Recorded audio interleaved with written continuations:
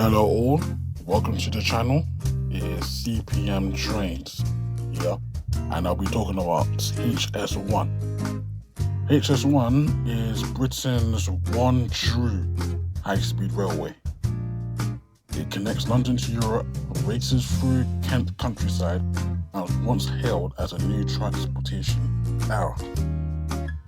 But today, HS1 stands both as a success story and a warning of how politics, short-term thinking, and lost ambition stopped the UK from building the connected rail future it once promised and wants its potential.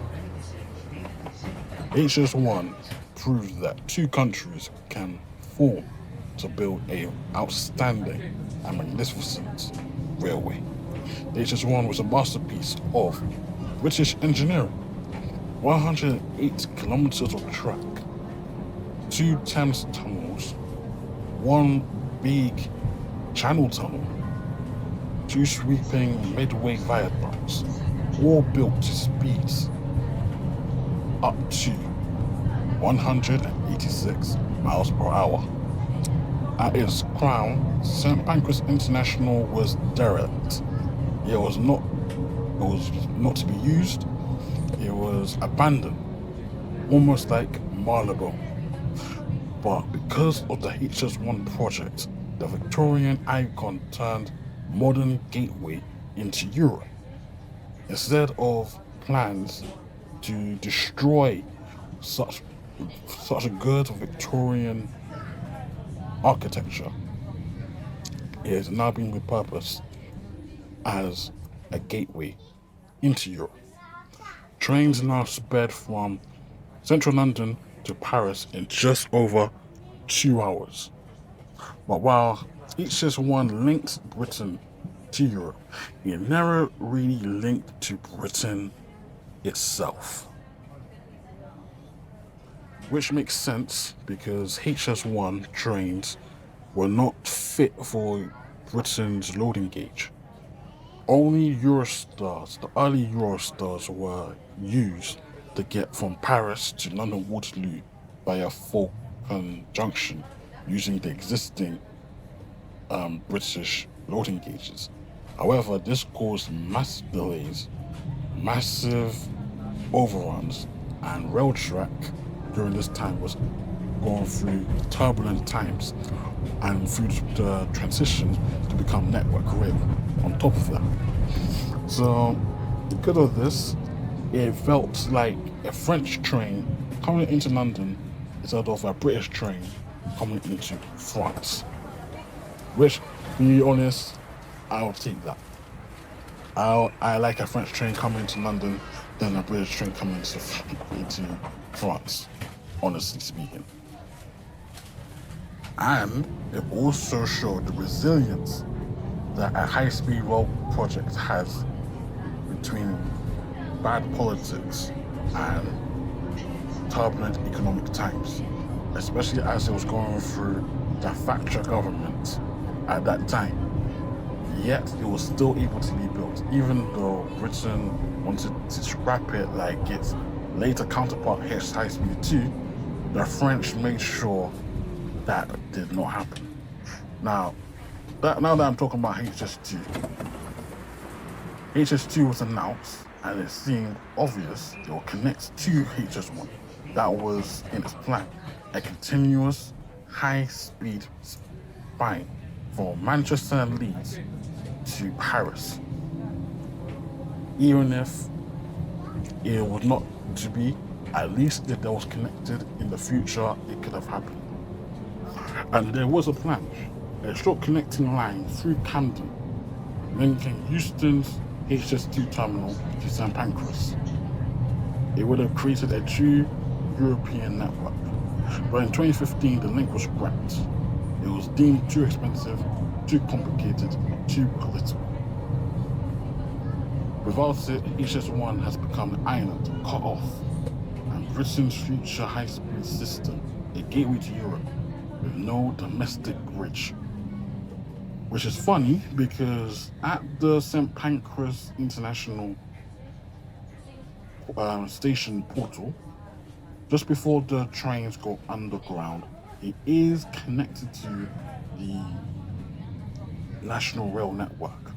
However, these spurs are not used because there was again plans for a night star, Eurostar, a domestic Eurostar, for those trains to use HS1 and enter into the National Rail Network. Problem is again, too expensive, too complicated, and too political. That is the series that the Britain is going through. It is like a curse, I tell you. This has gone long enough. The plans are there. They're simple enough. We should just get on with it. Fuck the politics. Fuck the costs. Fuck the complications. Let's go with it. And then the benefits will come after.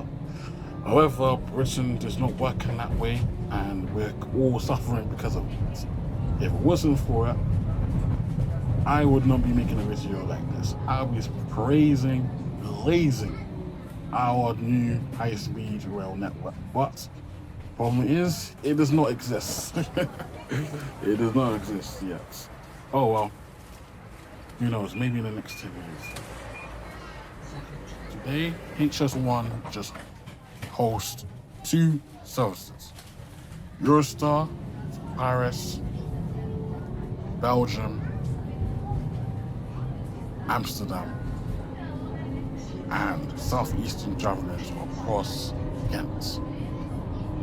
But passenger numbers sharply declined after COVID and Brexit. Eurostar scraps routes, no trains to the Alps, no more trains to Disneyland, no more trains to Ebbsfleet and Ashford. Cross-border checks and costs rose, and the once seamless rail link become a bureaucratic headache, noseache, and all pains. Meanwhile, countries like France and Spain expanded their domestic high-speed networks. Britain stood still.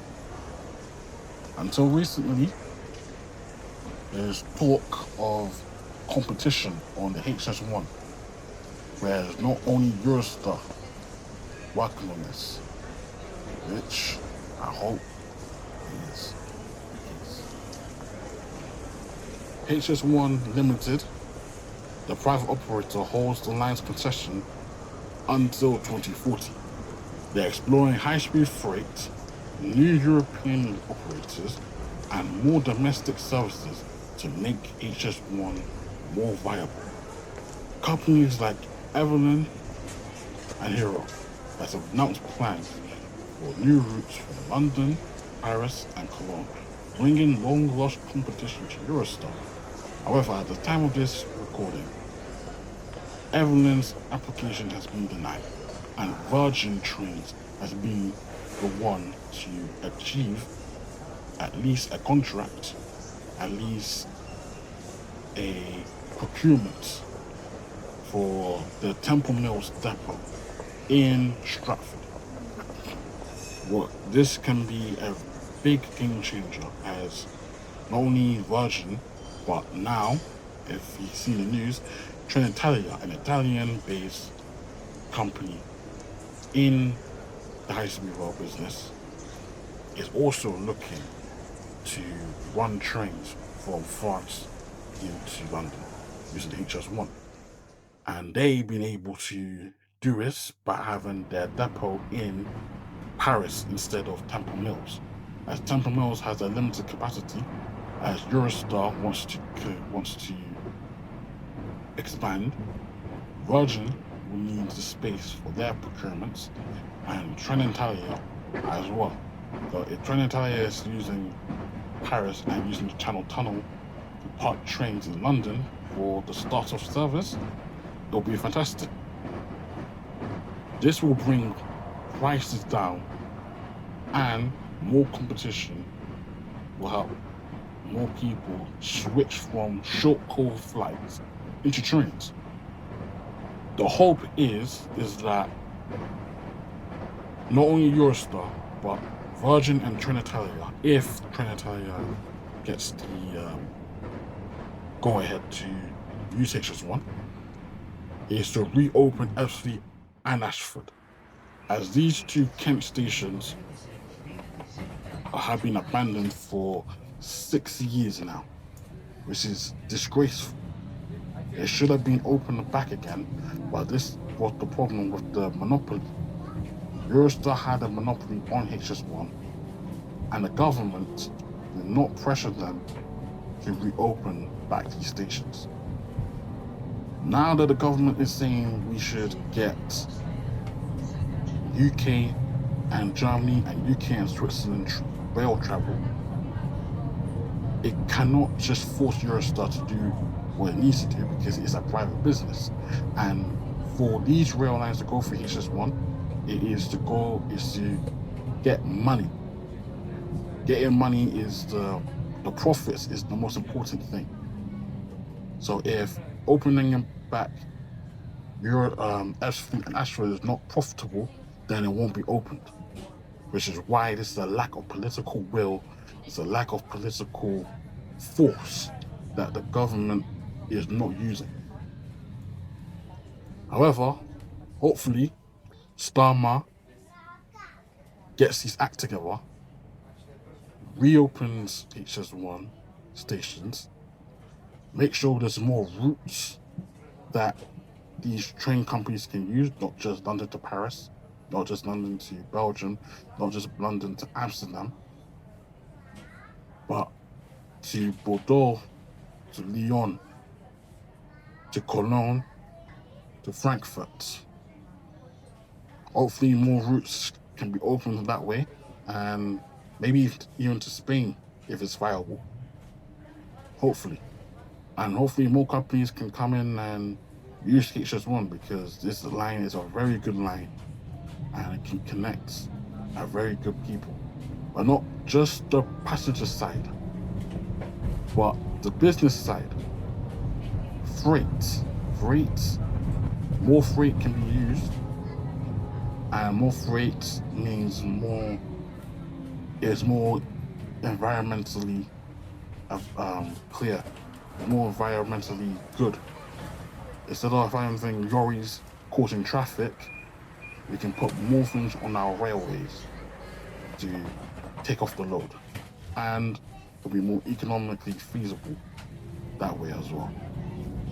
Thank you for listening to this video. Okay, that's the end of the video. Thank you so much for viewing my content, and I'll be making more in the future. I have talked about HS2, and now going back to HS1, and now we've completed Britain's high-speed railways. I think it's time we go back to the heart of the UK, and that is London. The next video will be about the London Tube.